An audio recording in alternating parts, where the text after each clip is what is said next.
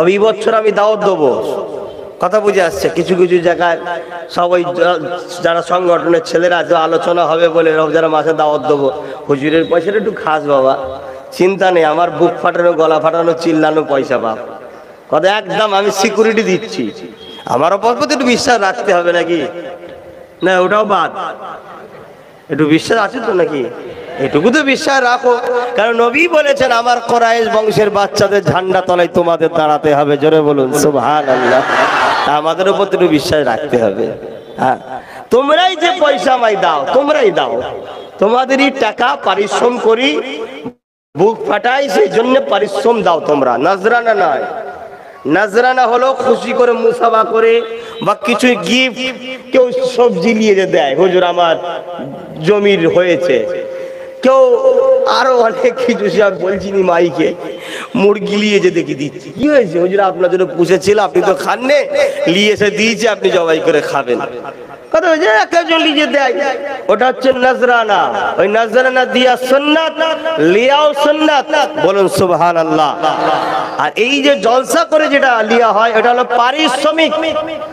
আমি এতক্ষণ সময় রাস্তাঘাট নিয়ে এত কষ্ট করবো আর করবো, আমাকে এর পারিশ্রম দিতে হবে। কথা কিন্তু আল্লাহ আল্লাহ রসুলের জন্য বলবো। জোরে বলুন সুবহানাল্লাহ।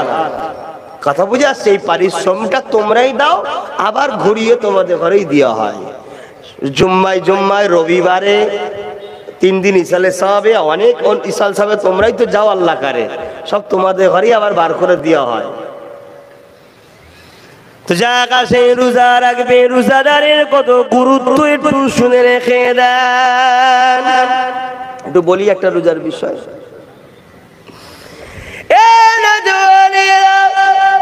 আমারা বোনেরা রোজার মাসে রোজা রাখবেন।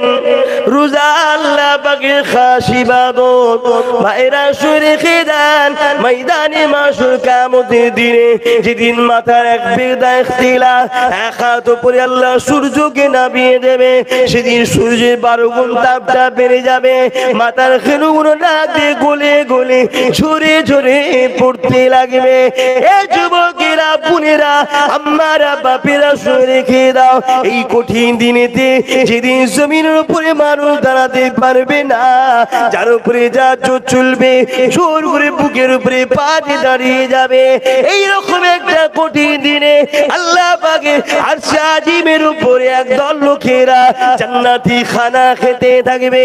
আল্লাহর ফেরেশতারা দেখে দেখে বলবে, ও রব্বি আল্লাহ পাকেরা কারা, যাদেরকে আপনি কঠিন মুসিবতের দিনে সবাই নাফসি নাফসি করে, তাদেরকে আপনি নিশ্চিন্তায় বসিয়ে বসিয়ে জান্নাতি খানা খাওয়াতে লেগেছে। আমার আল্লাহ পাক বলতে লাগবে, এ আমার ফেরেশতারে, দুনিয়া জমিনে যারা ঈমান এনেছিল আমার উপরে, আমার হাবিবের উপরে, সব থেকে বেশি আমাকে, আমার হাবিবকে ভালোবাসতো, আর দুনিয়া জমিনে আমার খুশির জন্য রোজা রেখেছিল, বাজারে গিয়েছিল, অনেকে খেয়েছিল, এরা খাইনে, ঘরে খাবার ছিল, অনেকে খেয়েছিল, এরা খাইনে। এরা যদি খেত কেউ বকতে পারতো না, এরা যদি কেউ কেউ মারতে পারতো না, এরা যদি কেউ কেউ আঘাত করতে পারতো না। আমার ফেরেশতারে, আমার খুশির জন্য এরা দুনিয়ার জমিনে এরা রোজা রেখেছিল, রোজাকে সম্মান করেছিল। আমি আল্লাহ আজকের কঠিন বিচারের দিনেতে এদেরকে আমার জান্নাতের খানা খাওয়া।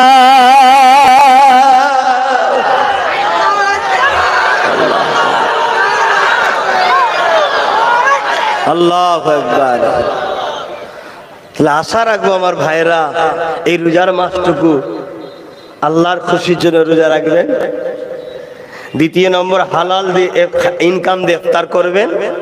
3 নম্বর কথা, রোজার মাসে দেখবেন ফিতনা বেশি হয়। এখানে যত চাপ মারে হেডা বেশি তত গরম হয়। যতটা পারেন রোজার মাসে ঘরের মধ্যে কাটাবেন, কোরআনকে পড়বেন। যদি পড়তে না পারেন, স্ত্রী পড়বে, শুনবেন, ও পড়ে যে নেকি পাবে, আপনি মন দিয়ে শুনলে সেম নেকি পাবেন। জোরে বলুন সুবহানাল্লাহ। লাস্টে একটু কোরআনকে আদর করে চুমু দেবেন, চোখে লাগাবেন, মাথার উপর রাখবেন, বুকে একটু চেপে ধরবেন। আমি আপনাদেরকে একটা জিনিস শিখিয়ে দিয়ে যাচ্ছি। ইমানদারদের জন্য শর্ত, ইমান না থাকলে পাবেন না মজা। যাদের ইমান আছে, ইমানটা কি জিনিস? কি গো? সবকিছুর থেকে আল্লাহ আল্লাহ রসুলকে ভালোবাসা ও আদব করার নাম ইমান। জোরে বলুন সুবহানাল্লাহ। এমনকি জানের থেকে কোন একটা জায়গায় আপনার জান চলে যেতে পারে, কিন্তু আল্লাহর জন্য আপনি জান দিয়া পছন্দ করবেন, আল্লাহর বিরুদ্ধে যাবেন না। এই রকম হলো ইমান। শুনছেন? তাই এই ইমান যাদের আছে, যদি কোনো রকম কষ্ট হয়, দুনিয়া থাকলে কষ্ট হয় তো নাকি, হয়তো কারোর সঙ্গে মতের মল হয়নি, বা স্বামী স্ত্রীর অমিল, মন কিছু একটা কথা কাটাকাটি হয়ে গেছে, মনে কষ্ট পেয়েছেন, বা কোনো ব্যবসায় লস হয়ে একটা টেনশনে মাথায় কষ্ট, বুকে ব্যথা হয়েছে, ওই কিছু সময় কোরআনটাকে বুকে করে জড়িয়ে ধরে চেপে ধরে রাখবেন, দেখবেন আস্তে আস্তে চোখ দিয়ে পানি বেরোবে, পুরো বুকটা হালকা হয়ে যাবে। জোরে বলুন সুবহানাল্লাহ। আরো জোরে বলুন। একটা অমুসলিম মানুষ, তাকে সবাই চেনে কম বেশি, আর আমাদের ইয়ং ছেলেরা তো আরো ভালো চেনে। তো আশা করছি এই লোকটাকে চিনে আমাদের ছেলেদের কোনো লাভ নেই, তথাপিও চেনে।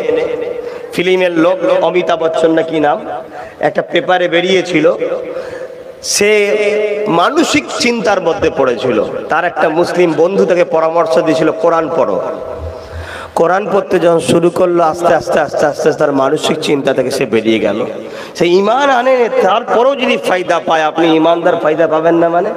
কোরআন যখন তেলাওয়াত করা হয় বা শোনা হয়, উভয়ের জন্যই বিশ্বের বিজ্ঞানীরা বলছে মানুষের যে নার্ভের সিস্টেম আছে, ওই নার্ভগুলোকে কোরআন তেলাওয়াত করলে আর শুনলে সজাগ হয়। জোরে বলুন সুবহানাল্লাহ। এই নার্ভের রোগী আছে না, কিছু বলে নার্ভের রোগী, ওদের উচিত বেশি বেশি করে কোরআন পড়ার, কোরআন শোনা। সবারই তো পড়া উচিত রে বাবা, আমি বুঝাতে চাইছি, কথা বুঝে আসছে? তাহলে একটা অমুসলিম সে ফায়দা পাচ্ছে, কিন্তু আমরা কত দূরে চলে গেছি। তো ভাইয়েরা আমার, তাহলে সেই রোজাদার যে ঘরে আল্লাহ আরশে আজিমে জান্নাতি খানা খাওয়াবে, শর্ত কি? ইমান অবস্থায় রোজা রাখার, হালাল ইফতার করা। আর রোজার মাসে দেখবেন ফিতনা বেশি হয়।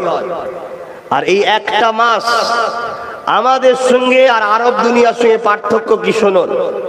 আরব দুনিয়া 1 মাস দান করে আর 11 মাস ইনকাম করে, আর আমাদের এলাকায় 11 মাস তো দান করেই না, করে না, চুরি করে, আর রোজার মাস এলে ডাকাতি করে। 100 টাকার ফলকে 200 টাকায় বিক্রি করে। কি? আবার রোজার মাস এলেই মনে হয় করোনা চলে আসবে, আল্লাহ ভালো জানে। ফলের দাম এমনিতে তখন আগুন হয়ে যাবে, খাবি কি, হাত দিবার উপায় নেই তখন, আর দেখে চলে যা। রোজা ইফতারের সময় চোখ নিবি, ফলটা খুব ভালো ছিল, যা যা। সব প্ল্যান বাবা, আর বললি তো আমি খারাপ হয়ে যাব, দরকার নেই বাবা, যা পারো করো। কথা বুঝে আসছে? যা পারো করো না বাবা, আমাকে বলে কিচ্ছু লাভ না। কি কে কি হয়েছে? সবে বেড়াতে তা আমি কি করে বলবো? সবে বেড়াতে পার্টি হচ্ছে কি না হচ্ছে তোমরা জানো, আমি কি করে জানবো? আমি জানি? আর না আমার কথা মানে মুসলমান, মানে না। যদি মানতো তাহলে আমার টুপি কেলে কেউ খেলা করতে পারতো না, টুপি সমেত সবলে নিতাম। বুঝার যদি হয় বুঝে লাও, কথা বুঝে আসছে না? নাই মানে না তো আমাকে, আমার কওমের মানুষ। যদি মানতো তাহলে সাহস হতো না আমার টুপি কেলে কেউ খেলা করবে। আমার কথা মানে নে, আমার কথা শোনে নে। আজ টুপি লে খেলা হচ্ছে, কাল কোরআন লে খেলা হবে, কাল বোরখা লে খেলা হচ্ছে, কাল নামাজ লে খেলা হবে। আমি আল্লাহকে বলবো, আল্লাহ আমি চিল্লেছিলাম তো, আমি চিল্লেছিলাম, এরা আমার সাথ দেয় না, আমি যতটুকু পেরেছি করেছি। আবার কি বাবা? তো যাক, আল্লাহ আমাদেরকে এখনো হেদায়েত করুক, বুঝার তৌফিক দিক, বলুন আমিন।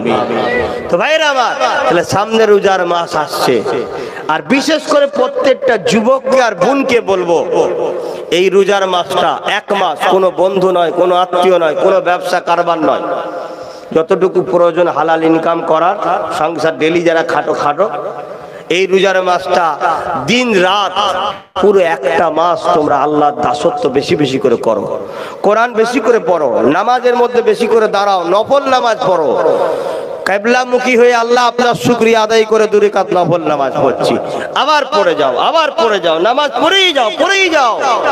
কেন? আল্লাহ রাসূল বললেন যে রোজার মাস পেলো আর নিজেকে জান্নাতি বানাতে পারলো না, সে বড় হতভাগ্য। অর্থাৎ রোজার মাস এমন একটা মাস, জীবনের গুনাহ মাফ করে জান্নাতি খাতায় নাম তোলার মাস। জোরে বলুন সুবহানাল্লাহ। আর একটু জোরে বলেন নারে দিবেন, নারে দিবেন। অতএব বাপ ভাইদেরকে বললাম, বিশেষ করে আমার ভাইগুলোকে আর বোনগুলোকে বললাম, এইটুকু ভাইয়ের কথা রেখো, রোজার মাসটুকু বেশি বেশি ইবাদত করো। আর যা চাইবা চাও, গাড়ি বাড়ি টাকা পয়সা ধন দৌলত যা লাগবে সব বলো আল্লাহকে।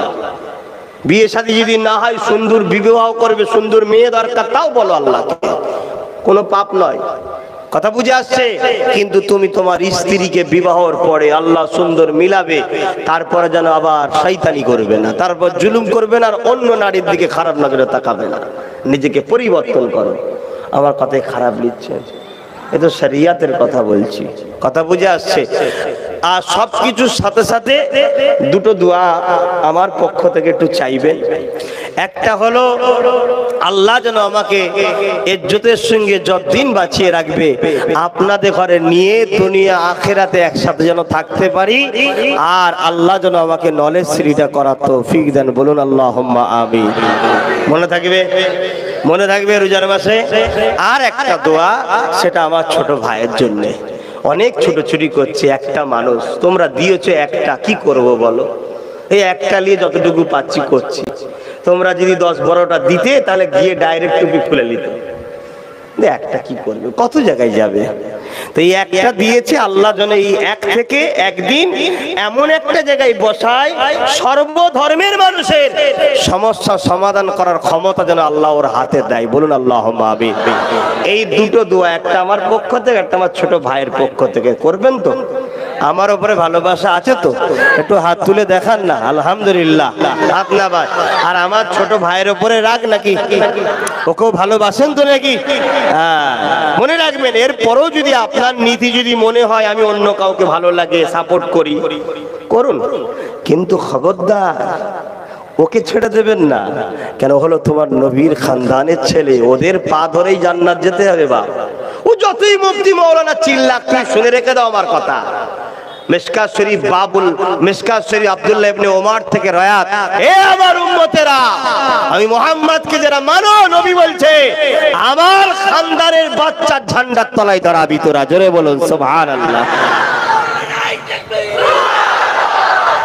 তো ভাইয়েরা আমার, তাই আমি ধর্মীয় বিষয়টা দেখছি, মসজিদ মাদ্রাসার জলসা মাহফিল, নলেজ সিটি করা, এইসবগুলো আমি দেখছি। আর তোমাদেরকেই বুঝিয়েছিলাম, যথেষ্ট তোমরা বুঝেছো। আল্লাহ পাক একটা ফল দিয়েছে, ও রাষ্ট্র সেবা, রাষ্ট্রবাসীর সেবাটা ও করছে। আমার দোয়া ওর উপরে আছে, ওর সাথে যারা থাকবে তাদের উপরেও দোয়া আছে। কিন্তু আমি জলসা মাহফিল, ধর্মীয় জলসা, মসজিদ মাদ্রাসা, 49টা মাদ্রাসা চালাই আমরা, সেগুলো দেখতে হবে তো ভাই। তারপরে নলেজ শ্রীটা করছি, অত সময় দিতে হবে। তো আল্লাহ আমাদের সকলকে বুঝার তৌফিক দেন। বলুন আল্লাহুম্মা আমিন।